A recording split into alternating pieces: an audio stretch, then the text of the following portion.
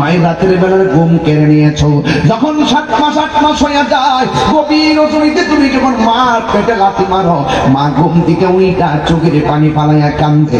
তোমার বাবা বলছে কান্দো কেন? সেই দিন মা কষ্টের কথা কাউরে বলে নাই।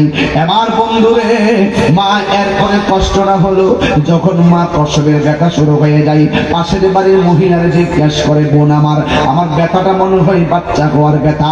ওই পাশের বাড়ির মহিলা কাজকর্ম বানাইয়া ঘরের দরজাটা লাগাইয়া মোমবাতি ধরাইয়া বনাই না খেরাই না গোনাই না ওই পাতিল রেডি কইরা ব্লেড না রেডি হইয়া ওই সময় সন্তান প্রসবের মুহূর্ত, তখন মা একটু পরে পরে বেহুশ হইয়া পড়া যায়।